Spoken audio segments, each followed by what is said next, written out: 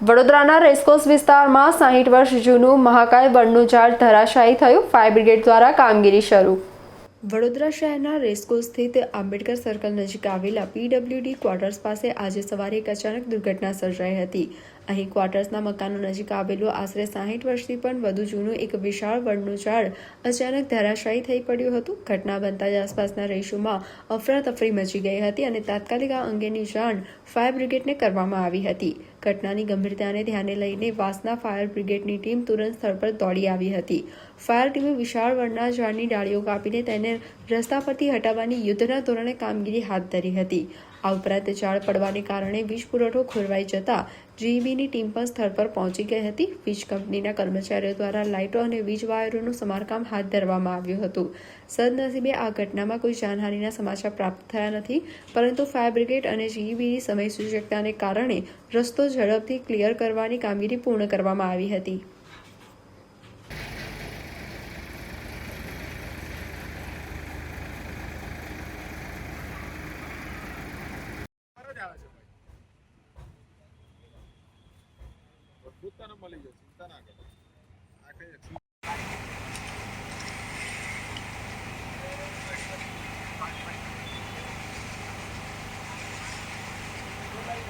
હવે એવું છે કે હું વાસના ફાયર સ્ટેશન પર સસૈનિક તરીકે ફરજ બજાવું છું। મને કંટ્રોલમાંથી એવો કોલ આવ્યો છે કે અલકાપુરી આંબેડકર સર્કલ પાસે એક ઝાડ પડેલ છે વેલકમ હોટલની આગળ, એટલો મને કોલ મળવામાં આવ્યો હતો। એટલે એ અનુસંધાનમાં અમે જે ગાડી અમે લઈને કોલમાં રવાના થયા।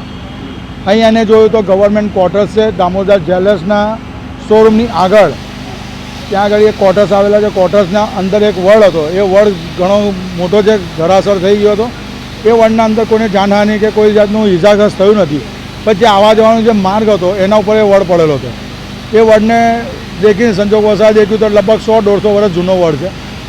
એને અહીંયા આગળ આવ્યા પછી અમે દેખ્યું તો અમારા કંટ્રોલમાં જાણ કરી કે ઘણો મોટો વડ છે, એના કારણસર કામગીરી હું કરવા તૈયાર છું, પણ એકચ્યુઅલીમાં મારે સ્ટાફ જરૂર પૂરતો જોશે, એટલે એ લોકો સ્ટાફની વ્યવસ્થા કરીને મોકલી આપે છે। તેના અનુસંધાનમાં તય લગીનમાં મેં રોડ ક્લિયર કરવાની તૈયારી કરી દીધી। રોડ અત્યારે ક્લિયર કરી રહ્યો છું।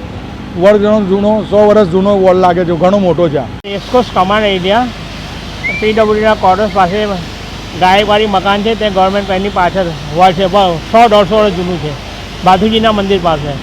કોઈને જાનહાનિ નુકસાન કોઈને થયું નથી ને મંદિર બી વ્યવસ્થિત છે, મંદિરને બી કશું થયું નથી। ખાલી રસ્તો બંધ થઈ ગયો છે। ફાયર બ્રિગેડને જીબીને ફોન કર્યો, તાત્કાલિક આવી ગયા એ લોકો, તે કામ ચાલુ થઈ ગયું છે।